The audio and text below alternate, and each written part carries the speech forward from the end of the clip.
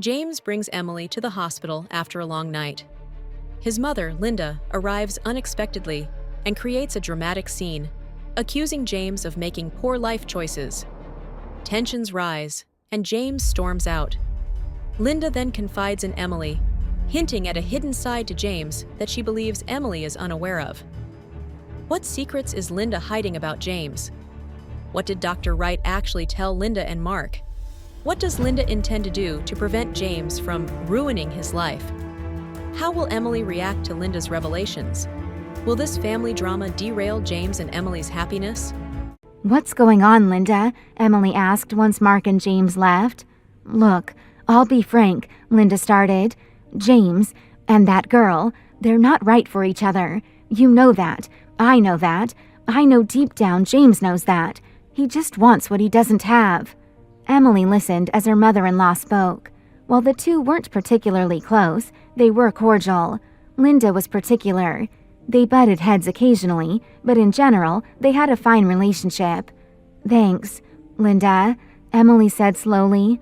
"I don't know what to make of it and what to say." "Of course," Linda nodded. "You don't have to say anything. If this divorce goes through, it'll be the biggest mistake of James' life. You two have a family growing. That girl, she's a floozy that hooked her claws in him for a taste of a better life. She doesn't care about him." Emily grew uncomfortable with the conversation. Linda continued. "Emily, you want your son to have a father, don't you?" Linda asked. Emily stared down at her hands and nodded. "You love James, don't you?" Emily paused and answered honestly.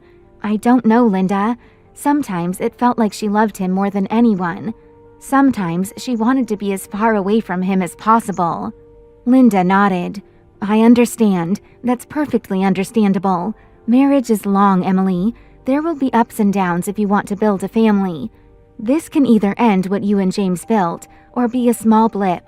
James might not be the only one to regret this." Linda took Emily's hands in hers. "I know you've loved James for a long time. I know it. I see it. He doesn't deserve you, Emily. But he could one day. This is a mistake. You guys are young. You can recover from this." Emily's heart grew more conflicted with Linda's words. While they seemed encouraging, they were equally toxic. What kind of woman encourages another one to let her husband grow up while cheating on her?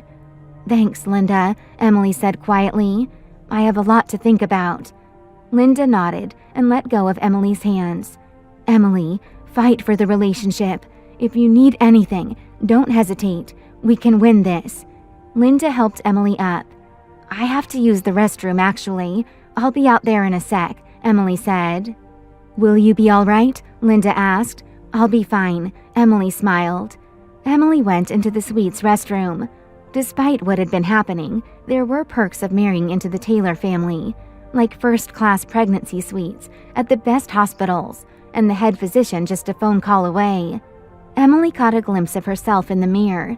Dark bags hung under her eyes and were swollen from crying all day. Emily splashed cold water across her face. She looked forward to ending the day in bed, with hot tea and reruns until she fell asleep.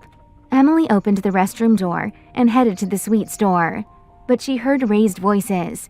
She leaned closer and realized the Taylors were in a heated argument. She could make out James' voice. "I don't care. She deserves to know." "James, don't be ridiculous," argued Linda. "This is more than about you," Mark yelled. "Screw the contract," James yelled back. "Contract?" Emily said out loud to herself. "What are they talking about?" Emily opened the door to Taylor's surprised faces. They quickly tried to compose themselves. "You must be exhausted. Let's let James get you home." Her father-in-law's voice was full of forced lightness.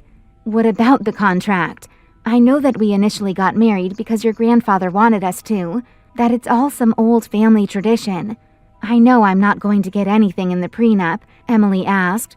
"That's not the problem, dear," Mark sighed.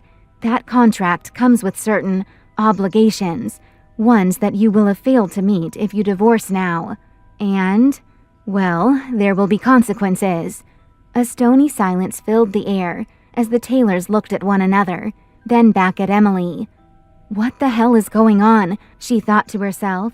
waiting for their reply. What kind of consequences? What's going to happen to me? Emily felt a wave of nausea wash over her. What had she stumbled upon? What were these obligations they spoke of? And what were the consequences that threatened to engulf her?